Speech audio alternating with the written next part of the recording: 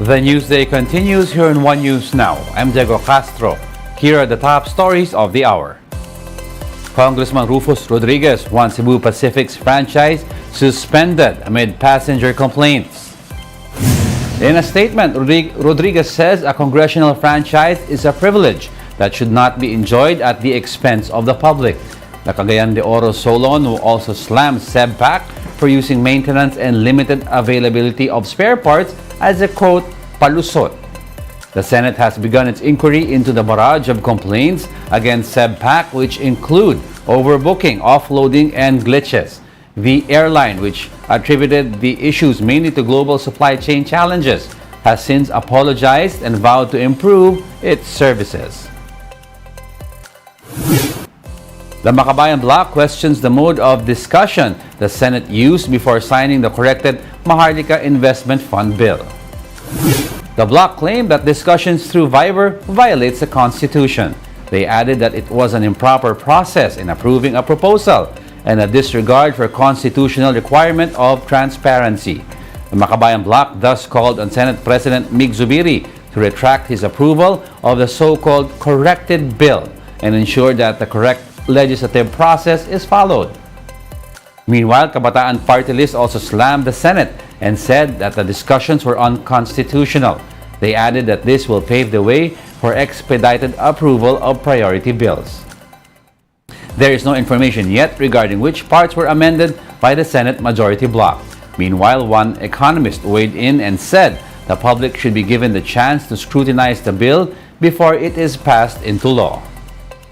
Best to veto or withdraw the bill entirely, and above anything else, the public must also be invited to discuss and scrutinize the proposal. After all, the public funds are at stake, so the public must be involved. The GSIS will open an emergency loan window for members and pensioners affected by the Mayon's eruption. The GSIS said it already earmarked a billion peso budget for the 39,000 members and pensioners in Albay as soon as the province was declared a calamity area. The insurer said it would start accepting applications for the loan until July 18. As of June 22, PHIVOLCS recorded nearly 300 rockfall events at the Mayon volcano in the last 24 hours. PHIVOLCS also says the volcano has so far been emitting 574 tons of sulfur dioxide per day, while plumes from Mayon have reached 750 meters tall. We'll be back with more stories after the break. Keep it here on One News.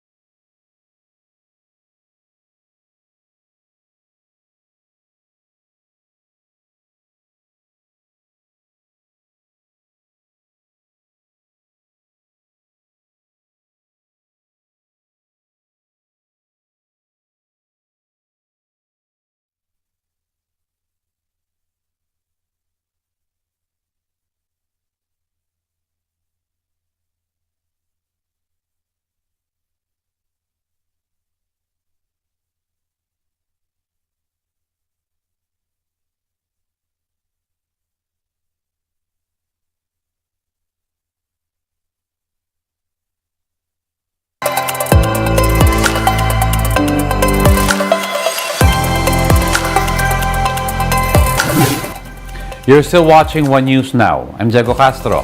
The PNP refutes allegations about former Bucor Chief Gerald Bantag's police connections. The PNP Public Information Office said Bantag, who was never even a policeman, is not being protected. It added that the PNP will arrest any individual who has violated the law, irrespective of rank or stature. Earlier this week, Justice spokesperson Miko Clavano alleged that Bantag has been getting tips to elude arrest. Bantag and his deputy Ricardo Zulueta are wanted for the murders of Percy Lapid and inmate June Villamor. Here's a heads up for those that are into sweetened beverages and junk food. The Marcos administration is pushing for the passage of new tax measures on these products this year.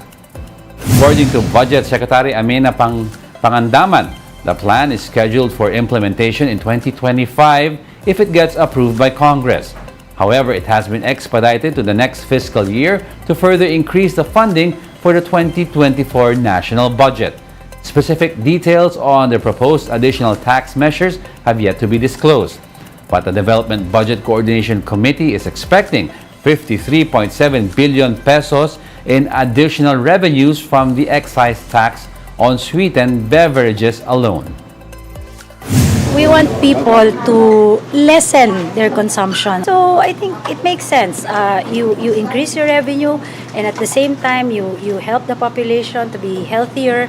And usually, pag ganyan, di ba, what happens is that there's earmarking, maybe for PhilHealth or other health-related programs.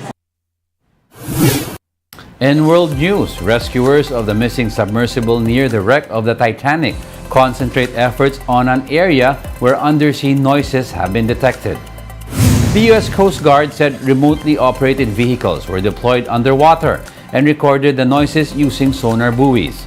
However, the U.S. Coast Guard said that the analysis of the noises had been so far inconclusive. Rescuers have yet to find any sign of the submersible called Titan. Even if the submersible is located, retrieval operations present huge logistical challenges, given extreme conditions miles below the surface. Rescuers are now racing against time, given the limited oxygen supply inside the vessel. And even though the company said that this submersible had so many days of oxygen, if you look at the wording, it said up to that many days of oxygen. In other words, at the very most, it had that. So you have people in there breathing hard because they're stressed. So they're going to use up oxygen faster than you might expect with people just sitting there watching the scenery.